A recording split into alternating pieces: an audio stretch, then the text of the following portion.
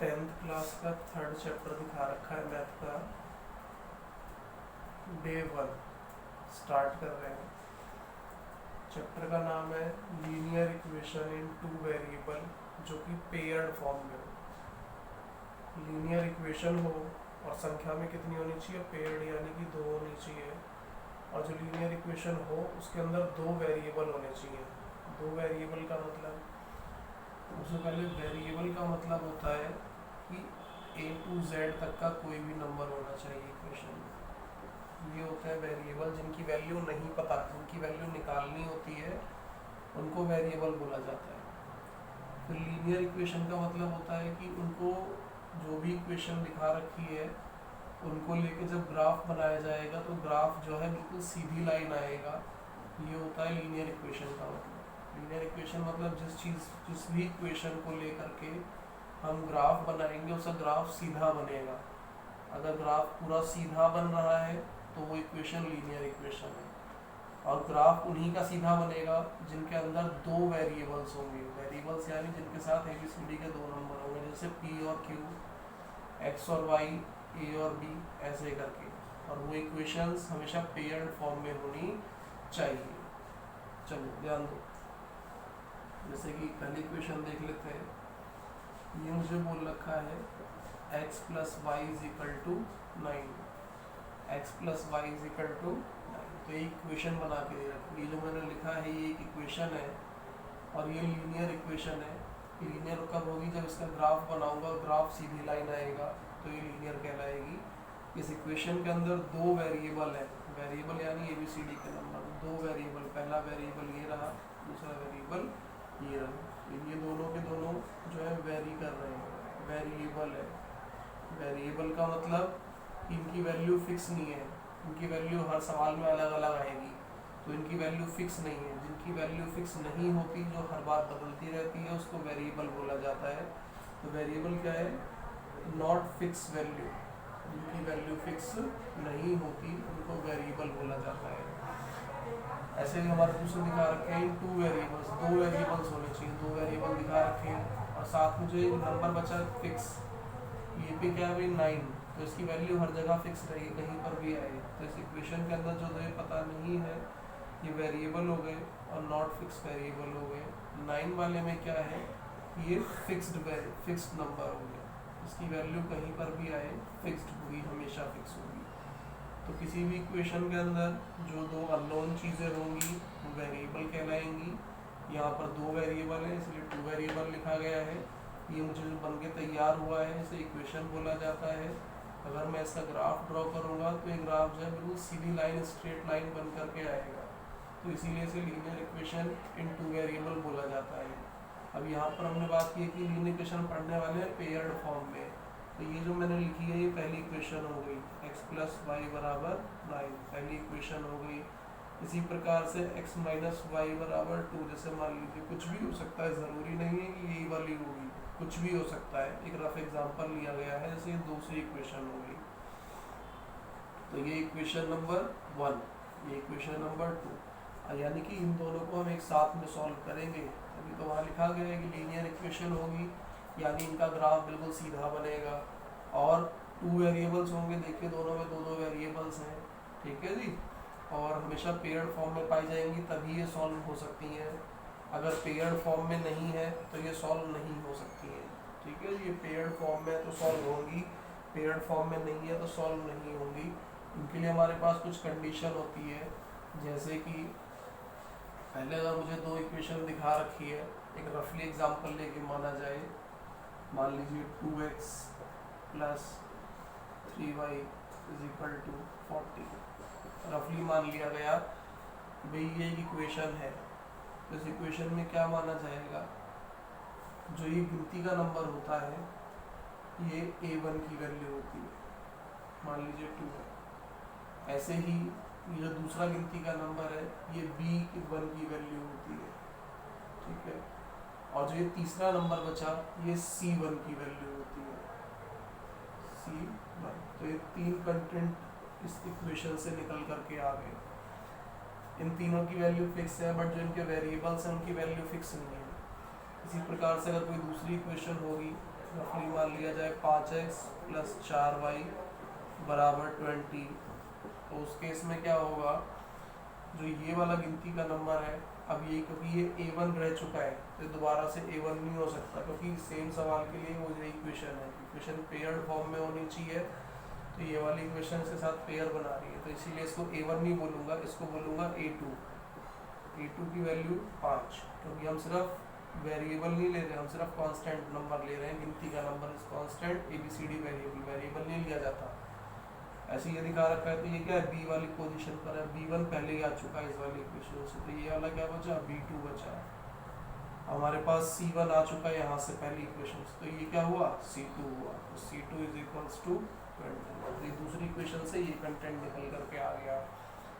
एक बात ध्यान रखने वाली है कि ये जो वेरिएबल्स c वाले हैं, ये ध्यान रखने हैं दोनों इक्वेशन में एक जैसी पोजीशन पर होने चाहिए, या तो दोनों के दोनों इक्वल के उस तरफ हो, या दोनों के दोनों इक्वल के इस तरफ हो, तब तो ठीक है। अगर ऐसा नहीं है तो ये गलत होता है, ठीक है। अगर एक इस तरफ ले रखा है इक्वल के और एक उस तरफ ले रखा है तो कभी सेम नहीं आ सकता, फिर आंसर गलत आएगा।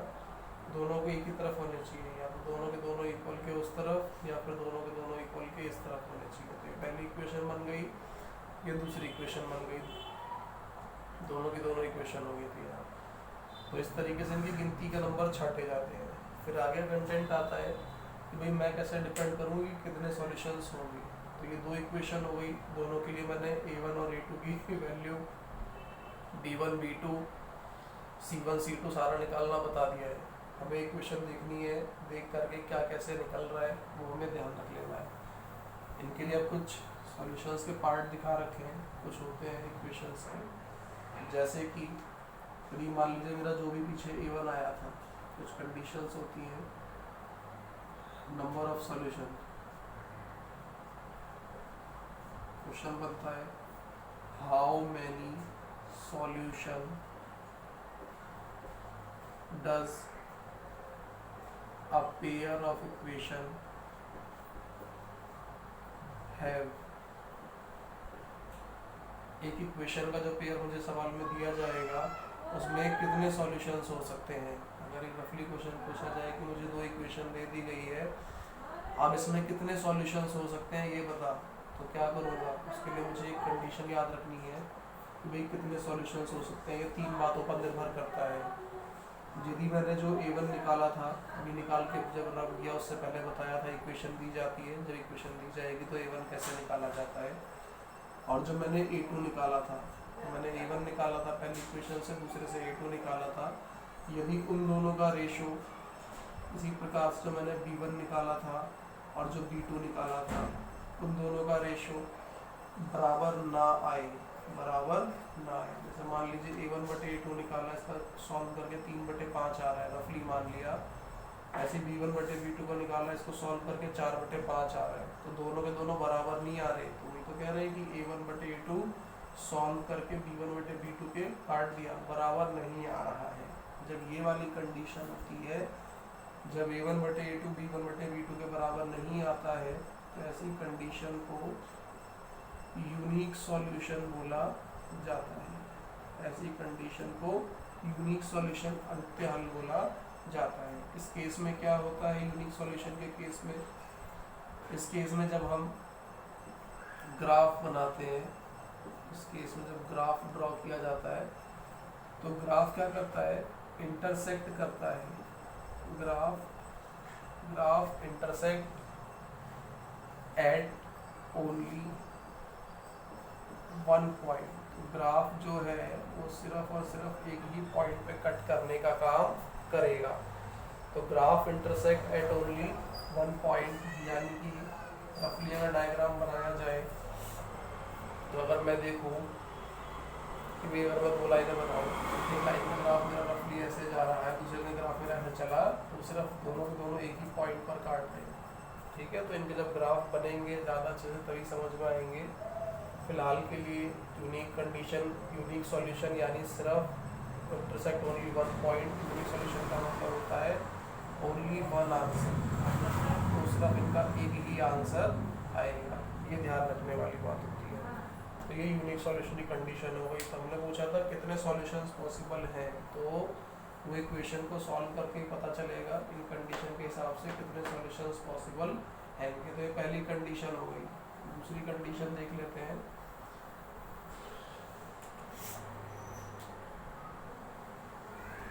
अब जैसे हमने इक्वेशन पहले निकाली थी उसमें वेरिएबल्स निकाले थे a1 बटे a2, तो सॉल्व किया हमने, वो b1 बटे b2 के बराबर आ गया। अब जितना तुमने a1 बटे a2 निकाला सॉल्व करके, जितना इसका रेशो आया उतना ही सॉल्व करके b1 बटे b2 का आ गया। लेकिन जो c1 बटे c2 है उसका भी तुमने रेशो निकाला काट पीट के, और वो दोनों के दोनों बराबर नहीं आ रहे हैं। शुरू वाले दोनों के दोनों रेशो बराबर आ रहे हैं, बाद वाले दोनों के दोनों रेशो बराबर नहीं आ रहे हैं। तो इसका क्या हुआ, इस केस में कोई सॉल्यूशन नहीं होगा, नो सॉल्यूशन, कोई हल नहीं। ठीक है जी, तो इस इक्वेशन का कोई सॉल्यूशन नहीं होगा, तो इसको हम बोलते हैं नो सॉल्यूशन, कोई हल नहीं। तो जब मैं इसके लिए ग्राफ बनाऊंगा तो इसका ग्राफ कैसा बनेगा, जब कोई सॉल्यूशन नहीं होता तो ग्राफ जो है वो पैरेलल लाइन बन जाता है। पैरेलल लाइन यानी जब तक लाइन एक दूसरे को काटेंगी ही नहीं तब तक कोई आंसर निकलने वाला नहीं है, और पैरेलल लाइन कभी भी दूसरे को काटती ही नहीं है। जब लाइनें काटेंगी ही नहीं तो कोई सॉल्यूशन आएगा ही नहीं। तो मैंने ड्रॉ किया, मान लीजिए लाइन ऐसे चली गई, दूसरी लाइन क्या होगी, वो ऐसे चली जाएगी। ये कभी शुरू से लेकर लास्ट तक कहीं पे काट ही नहीं रही है, तभी तो इसमें आ रहा है नो सॉल्यूशन, इनका कोई भी सॉल्यूशन नहीं होगा। तो अगर ये वाली कंडीशन निकल करके आती है, जो वैल्यूज हमने निकाली a1 बटे a2 की, b1 बटे b2 की, c1 बटे c2 की, सॉल्व करके ये वाली कंडीशन आती है, तो उसके लिए कोई हल नहीं होगा। वो चाहे इक्वेशन भले दे रखी है लेकिन वो इक्वेशन सेटिस्फाइबल नहीं है, तो उसका कोई आंसर नहीं आएगा। अब इसी का तीसरा और लास्ट पार्ट आता है। ये पहला यूनिक सॉल्यूशन हो गया, एक हल आएगा तब क्या कंडीशन होगी, अगला जब कोई आंसर नहीं आएगा तब क्या कंडीशन होगी, और लास्ट यदि मैंने सॉल्व किया, मेरा a1 बटे a2 जो है बराबर आ रहा है b1 बटे b2 के, बराबर आ रहा है c1 बटे c2 की, तीनों के तीनों वैल्यूज के जो रेशोज आ रहे हैं वो बराबर आ रहे हैं। रफली मान लिया, सॉल्व किया हमने, इसका रेशो आ रहा है 10 बटे 11, तो इसका भी कितना आएगा 10 बटे 11, इसका भी कितना आएगा 10 बटे 11, या फिर जो भी आ रहा है मान लीजिए 4 बटे 5, 4 बटे 5, 4 बटे 5, जो भी रेशो निकल करके आ रहा है वो तीनों का सेम आ रहा है। अगर तीनों के रेशो बराबर आ रहे हैं तो उस केस में क्या होता है, मैनी पॉसिबल सॉल्यूशन, बहुत सारे हल, अनेक हल, यानी कि कॉपी भर जाएगी, निकालते निकालते आंसर की संख्या खत्म नहीं होगी। इसका जब हम ग्राफ बनाते हैं तो यहाँ पर क्या होता है, लाइन जो है, लाइन कोइंसाइड वन अनदर, मतलब जो लाइन है वो एक दूसरे के ऊपर गिर जाती है और पूरा पूरा टच करती हुई जाती है। जितना लाइन एक दूसरे को टच करेगी उतने ज़्यादा सॉल्यूशंस इस पे आ जाएंगे। तो यदि हम रफली इसका ग्राफ ड्रॉ करके देखें तो उसमें क्या होगा कि मान लीजिए एक लाइन ये गई आपकी, एक लाइन का ग्राफ हमने ड्रॉ किया, कैसे बना रहे हैं अभी हम बना करके देखेंगे। तो एक लाइन का ग्राफ बना दिया, अब दूसरी लाइन का ग्राफ बनाते हैं। जब दूसरा ग्राफ बनेगा तो लाइन एग्जैक्टली इसी के ऊपर चली जाएगी, बिल्कुल डिक्टो टू कॉपी, लेकिन होगा क्या, उसमें एरो का फर्क दिखाया जाएगा। जैसे एक एरो यहाँ पर है, तो ये जो दो एरो अलग अलग हैं, जैसे अब एक लाइन के ऊपर 4 एरो तो हो नहीं सकते, एक लाइन पे 2 ही एरो होते हैं, तो वही दिखा रहा है कि भाई जैसे 4 एरो है, इसका मतलब क्या है कि एक लाइन पे 2 एरो यानी 4 एरो दिखा रहे हैं, 2 लाइन के ग्राफ यहाँ बनाए गए। तो ये लाइनें एक दूसरे को कई सारी जगह टच कर रही हैं, और जितनी जगह वो टच कर रही हैं तो अकॉर्डिंग टू एक्स एक्सिस उसके एक्स की वैल्यूज निकल गई, अकॉर्डिंग टू वाई उसके वाई की वैल्यू, यानी कि लाइन जो है कोइंसाइड कर रही है वन अनदर को। जब लाइन जो कोइंसाइड करती है तो उसके मैनी पॉसिबल सॉल्यूशन, बहुत सारे सॉल्यूशंस हो जाते हैं। तो ये इन्होंने हमें दिखा रखा है। तो ये कैसे डिसाइड किया जाएगा कि कितने solutions does a pair of equation है, क्योंकि जो मुझे इक्वेशन का पेयर दिया गया है उसमें कितने सॉल्यूशंस अवेलेबल हो सकते हैं।